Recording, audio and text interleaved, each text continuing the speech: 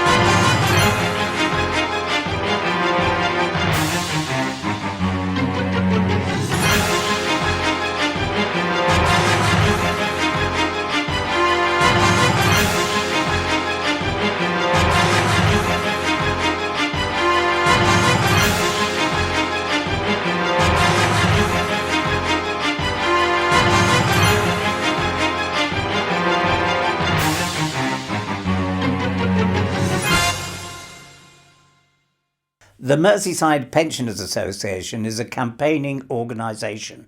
We are affiliated with the National Pensioners Convention. Our motto is fighting for pensioners and all those who follow us. We work with trade unions and a range of community and campaigning groups, fighting for a more equitable and just world. The first MPA podcast was released in March 2020 in response to the pandemic and to enable us to keep the MPA and what we campaign for in the public domain. Well, despite the pandemic, there's been a lot of campaigning to stop the reduction of council services in Liverpool. At the moment, I'm outside the one-stop shop in Wavertree. This is the fourth week that people have been coming out and demonstrating against the proposed closures of these one-stop shops. If these one-stop shops close, they will really impact on the poorest people in our community, in particular pensioners and disabled people. It will also impact on people who don't have access to the internet. A lot of people depend on these one-stop shops to get various services and advice from the council. I lost my husband in September and I had to register the death. There was a lot of admin to do. I spent hours trying to sort things out. The beauty here is that there's a human being to speak to. And I have to say, I got great praise for the staff who work for the council, the way they helped me and treated me. Perhaps more importantly, it's just part of a wider series of cuts that are going on in this city, not just in this city, but elsewhere. And we think the campaign's having an effect. We're getting a good response today. People are coming to join us. We're getting lots of support from the drivers going by. But we also hear that maybe about half a dozen or so councillors have written to the acting mayor, Councillor Wendy Simon, saying that they're going to oppose the closure of the one-stop shops. And we think all councillors should do that. They should vote against the budget. They should stop the cuts on the one-stop shops and really take up this fight. That's really what's important in this city today. So when you cut essential services whilst cutting tax for the rich, you're not democratic. When you're excluding people from society, you're not democratic. The one-stop shops, to me, offer all manner of services. They support people, they direct people to other services, and they just lift and help people to let them know they're not alone. This is a Labour council, and I know they're faced with, they're saying they're faced with the need for budget cuts. But they're hitting the most vulnerable people in the city. We already know 20% of households don't have access to the internet. There are people who can't afford to pay for a phone bill, can't afford heat, and we're looking at more unemployment. I mean, what everyone says, shops are closing.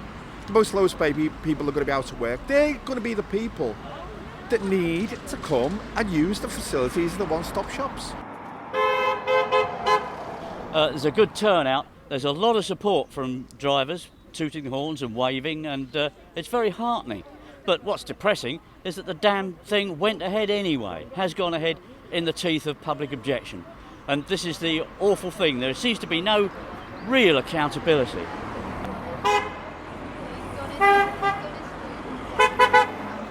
Thanks to Dave Pedder, Teresa Williamson, Kevin Bean and Julie Lyon-Taylor, the chair of the Merseyside Pensioners Association, who were outside the Wavertree one-stop shop. Those one-stop shop protests are continuing every Friday across Liverpool.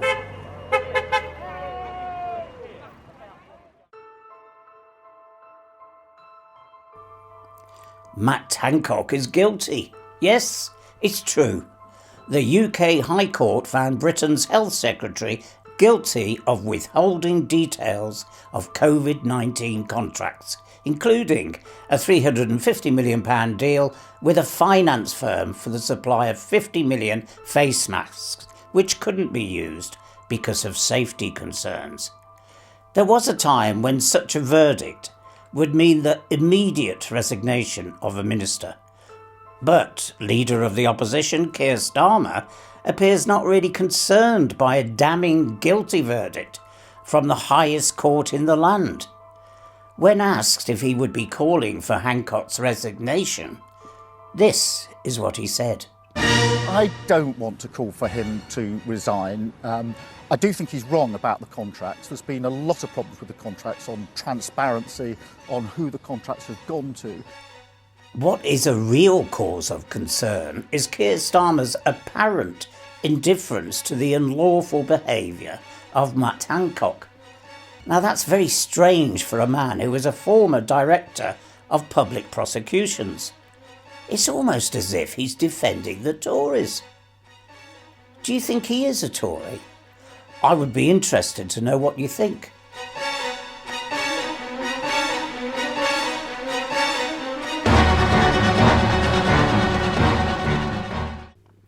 In 1978, Denis Healey was the Labour Chancellor of the Exchequer, and he famously said that an attack from Tory MP Geoffrey Howe was like being savaged by a dead sheep.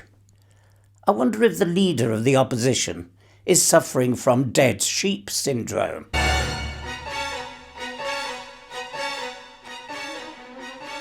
I suppose that's why Bet365 is pleased to sponsor Keir Starmer.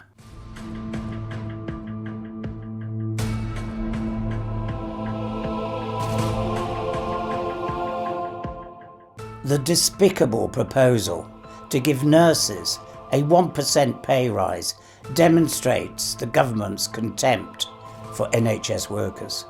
Nurses have put their own lives on the line to save us.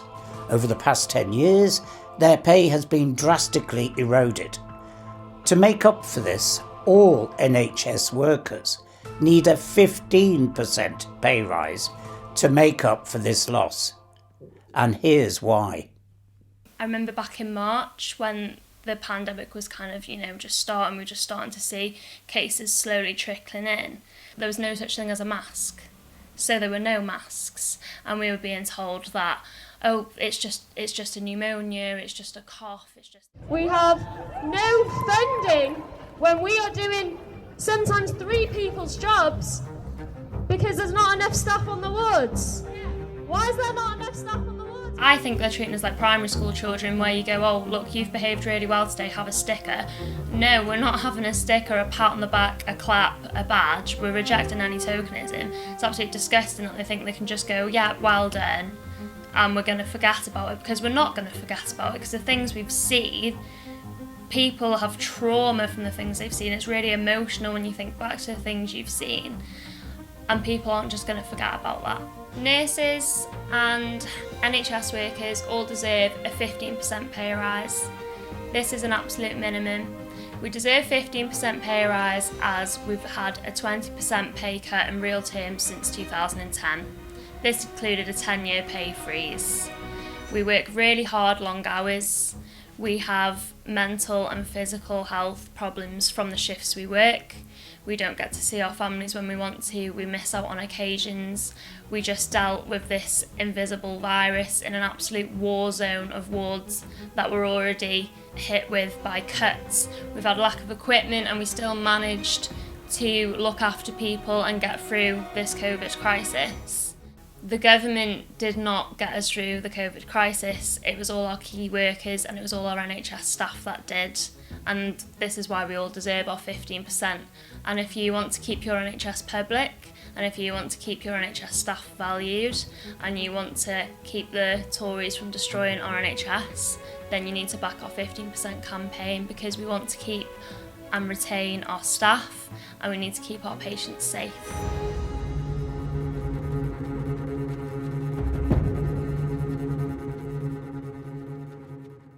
That was student nurse Laura Hodder, and we will be following the 15% campaign in future programmes.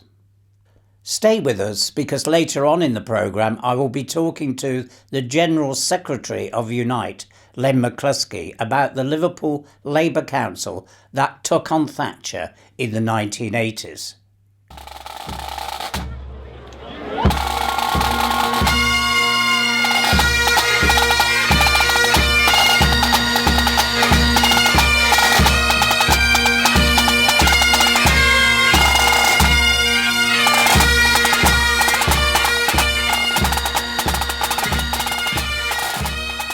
This year was to be the 150th anniversary of the Durham Miners' Gala, but because of the pandemic it's now being cancelled for the second year running.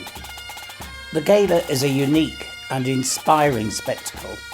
It is Europe's biggest celebration of community, international solidarity and working class culture. More than 200,000 people packed the streets of Durham to enjoy the sights and sounds of the big meeting. Hosted by the Durham Miners Association since 1871, the big meeting is a vibrant carnival of hope and unity. It is a living expression of the Durham Miners' motto: the past we inherit, the future we build. There is nothing like it anywhere else in the world. I was fortunate to go in 2018, and I interviewed former Labour councillor Tony Mulhearn at the event, and I'm delighted now to air the interview for the first time. I asked Tony about the role Liverpool City Council played in supporting the miners during the MUN strike in 1984. Many of the miners lived in Liverpool, but they worked in Cronson Colliery, Sutton Manor, various collieries within the region, as the 47 joined them on the picket lines of Sutton Manor continuously during the course of the strike. And the City Council was very supportive. We made certificates available for them. We used a penny rate to ensure that they received sufficient food for those who are in a really bad way, and also contributed financially to the miners who lived within the Liverpool area. So the Liverpool 47's record in supporting the miners is unsurpassed. And quite rightly, in our view, we owe the miners a debt of honour, because they assist us immensely in our victory over Thatcher when we secured funding worth £60 million to the City Council. The miners played a tremendous role, and we in turn expressed our appreciation by giving them every support. Tony Mulhearn was a stalwart of the MPA, who sadly died just over a year ago. But his legacy obviously lives on. Also at Durham was Tony's colleague and former Labour councillor, Jimmy Hackett. Well, this is what it's all about, the movement.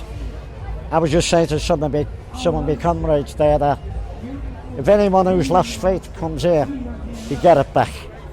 I came in 1981, and by coming here, it made sure that I had to stand as a councillor from 1983 till when a coup d'etat was used against us by the government, the House of Lords and the leader of the Labour Party, Mr Kinnock. He'd already did the miners in. Said, but how do I see the future? I see a future where there's nobody in debt, there's nobody getting evicted from their house, There's no one being saddled with debt that they cannot afford to pay, and the right to the National Health Service. We're going to bring it back, and that's the future. Thanks to Jimmy Hackett there for that interview in Durham. Before the pandemic, a plaque was unveiled at the Casa in Liverpool to commemorate the 47 Liverpool Labour councillors who stood up to the austerity policies of the Thatcher government. In the 1980s, the Tory government cut local government expenditure across the UK. Councillors in Liverpool refused to implement the cuts and instead improved the lives of the people of Liverpool by building thousands of council homes and creating jobs. The council created parks, demolished slums and established nurseries. This happened at a time when the city was in the grip of economic depression, with youth unemployment as high as 90% in some areas. The government initiated a policy of managed decline for Liverpool. Despite this, there was widespread discussion in the city about what to do to defend it. The District Labour Party, with the participation of delegates from trade unions, youth and community organisations and Liverpool MPs, decided to resist the government and defend the people of Liverpool. Unite General Secretary Len McCluskey attended the unveiling of the plaque for the 47, and I asked him what he thought of the Liverpool Labour Council at that time. It was an incredible period in the early and mid-80s with a Liverpool City Council that was prepared to stand face to face with the full might of the Thatcher administration and say, we're not going to cut jobs, we're not going to cut services, we are going to build homes for our community. And these are brave, brave people who stood firm, and the people of Liverpool stood firm with them, and they were heady days. You know, there was a lot, virtually everyone was against the City Council, obviously Thatcher and the elite, but also the Labour Party elite and leadership, Neil Kinnock, and I have to say, virtually all of the general secretaries of the trade unions, because there was a belief that militant tendency and it was the wrong thing to do. But you know what? They never lost a single election. And when we used to go out and knock on the doors in Liverpool and ask people, were they worried about the scare tactics of the Marxists taking over, the answer we got consistently was absolutely not. We're just delighted that we've got people who are prepared to stand up and fight for us. And it was heartwarming to drive into the new estate, small, beautiful houses that had been built, 2 up, 2 down, brick front, not 2 up, 2 down, front and back garden, beautiful semi-detached houses, and see Labour posters everywhere. So they were heady days, and they deserve to be remembered because those battles are still being fought today. And our message has got to go to Labour councillors everywhere that we have to stand together and oppose the cuts that are being implemented on our communities by this uncaring Tory government.